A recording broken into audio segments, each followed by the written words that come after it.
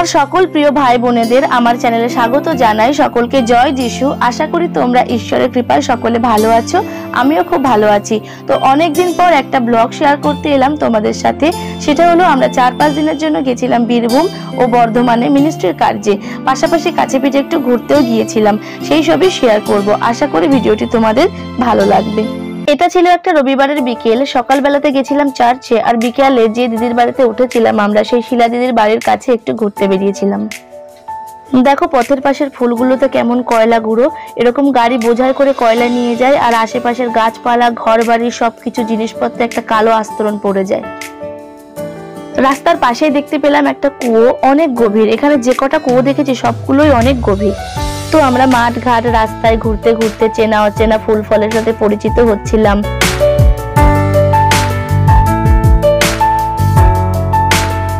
আমি, মা, cousin sister Kaveri আর শিলা দিদির মেয়ে গুনগুন 4 জনে মিলে মাঠঘাট অনেক ঘুরে সন্ধ্যের আগেই ফিরে এলাম। আর সন্ধ্যেবেলা দিদিদের বাড়িতে প্রার্থনাতে সুন্দর একটা সময় কাটলো। পরদিন ভোরবেলা আমরা বেরিয়ে পড়লাম বোলপুর শান্তিনিকেতনের উদ্দেশ্যে, যেটা শিলা দিদির বাড়ি থেকে ঘন্টা 2 দূরত্বে। প্রথমে বাসে করে ইলাম বাজার, সেখান থেকে আবার বাস নিয়ে বোলপুর, এরপর টোটো নিয়ে প্রথমে গেলাম খোয়াইয়ের হাট বা সোনাঝুরি হাট। আমরা অনেক সকাল সকাল পৌঁছে গিয়েছিলাম, সেভাবে দোকানপাট লোকজন ছিল না, তাই ফাঁকা হাটে একটু ঘুরে নিলাম, ছবি তুললাম। বসন্তের সকালবেলা সোনাঝুরি হাটে ঘোরা এ এক অন্য অনুভূতি।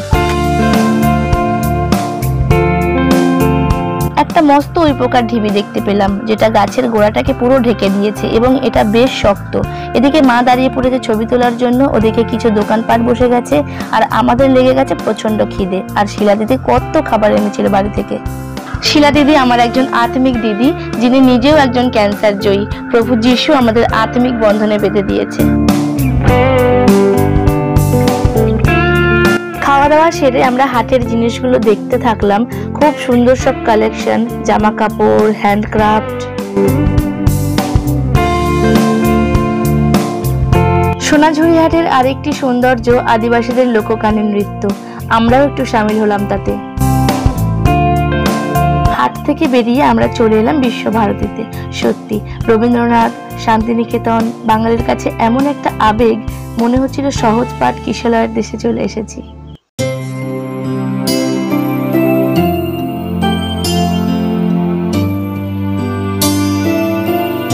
দেখো এই বাড়িটির নাম দেখে খুব আনন্দিত হলাম, কারণ আমাদের গ্রামের নামও মালঞ্চ।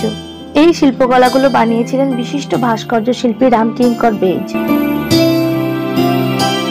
শান্তিনিকেতনে আছে বিখ্যাত সব মানুষদের বাড়ি, যেমন এই বাড়িটি নোবেল জয়ী অমর্ত্য সেনের।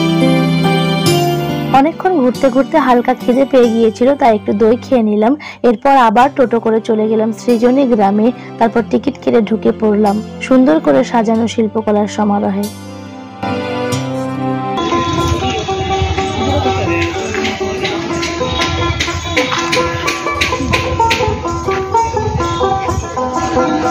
মনটা যেন আরো ভরে গেল সৃজনী গ্রামে এসে।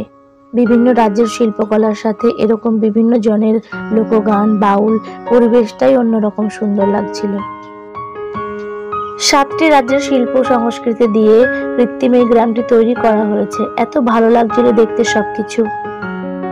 আমাদের হাতে সময় কম ছিল, তাই খুব তাড়াতাড়ি সবকিছু আমরা দেখতে লাগলাম।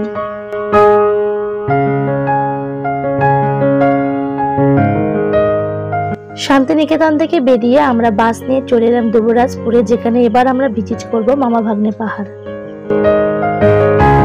মামা ভাগ্নে পাহাড় বীরভূম জেলার একমাত্র পাহাড়, যেটি দুবরাজপুর শহরে অবস্থিত এবং এটি গ্রানাইট শিলা দ্বারা গঠিত। সেই অর্থে বিশাল উঁচু পাহাড় নয়, বড় বড় পাথরের চাই যেন ইতস্তত ছড়ানো। বেশ অদ্ভুত দেখতে জায়গাটা।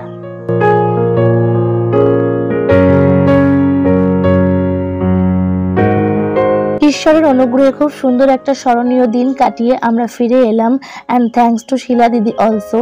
পরদিন আবার আমরা বেরিয়ে পড়লাম দুবরাজপুরের উদ্দেশ্যে।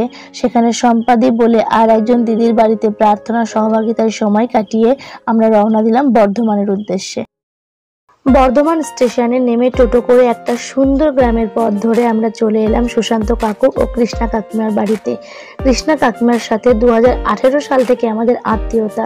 তিনি 3 বারের ক্যান্সার জয়ী। পরদিন সকালে আমরা চলে আসব, তাই সন্ধে হওয়ার আগে গ্রামটা ঘুরে দেখছিলাম। দারুণ সুন্দর গ্রাম, খোলামেলা নিরিবিলি। ঘুরতে ঘুরতে দেখতে পেলাম একটা পলাশ ফুলের গাছ। সন্ধেবেলা ফিরে কাকিমাদের মাটির 3 তলা বাড়িটা ঘুরে দেখলাম। এত মোটা তার দেয়াল, এত সুন্দর ফিনিশিং। এরপর আমরা প্রার্থনায় কিছু সময় কাটালাম। পরদিন বৃষ্টি মাথায় নিয়ে আমরা বেরিয়ে পড়লাম। এত সুন্দর গ্রামটা এক রাতের জন্য এসে ঠিক মন ভরল না। যাই হোক, কাকু কাকিমার বাড়ি যখন তখন আসতে পারি।